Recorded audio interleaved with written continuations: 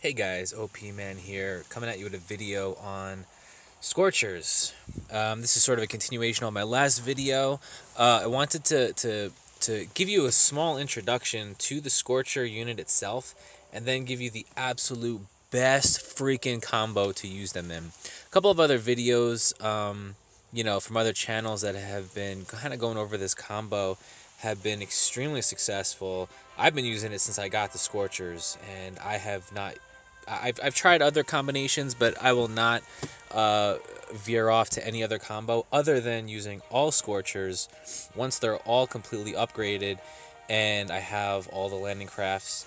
So let me break this down into two segments here. I wanna give you a little rundown on the spec sheet of the Scorchers. I wanna show you a attack with just a couple of the Scorchers there, and then show you a couple of player bases with this attack combo here.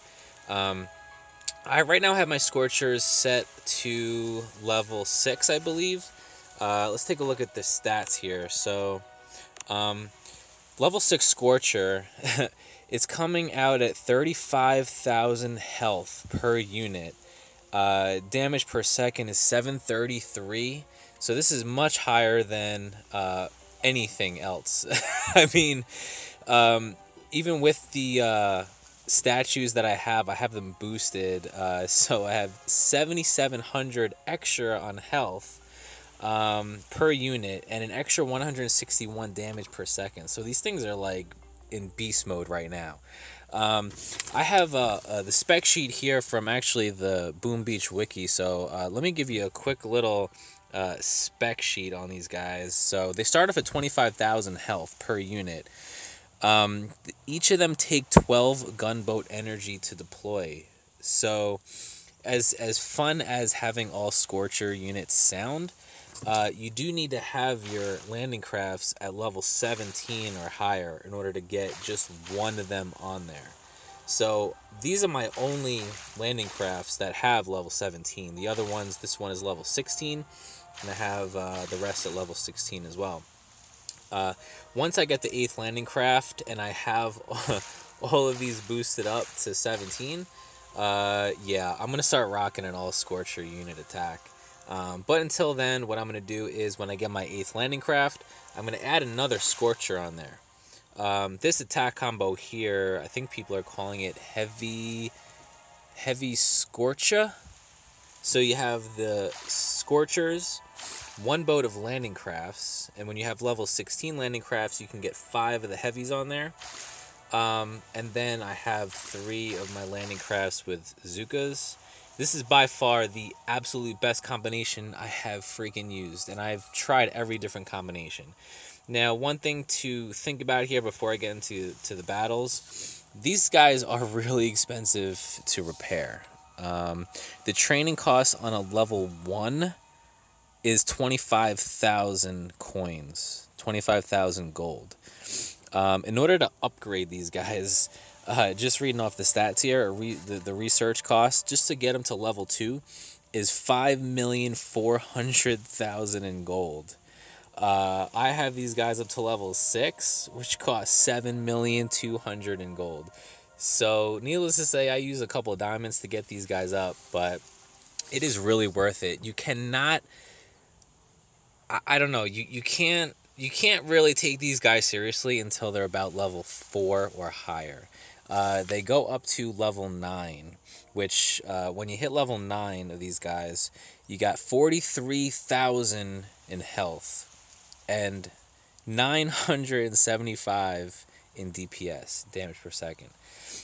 What's cool is when the Scorchers set something on fire, even though they have a very short attention span and go off to the next target, they will stay lit on fire for an extra 5 seconds, even when they're not directly being attacked by these guys. So it's pretty cool, especially when you have some boosted trophies and statues. These guys really pump out some crazy DPS. So this is how I use these guys. Let me pull up thing here. All right, so this is a 35, level 35. Let's see what we have. So here we have a lot of boom mines, right? So even though not really a high level base here. What I do is I use the Scorchers as a first line of defense meat shield. They'll take up the boom mines. They'll take up the the boom cannons. They'll take up every single attack defense here that they have to shoot out.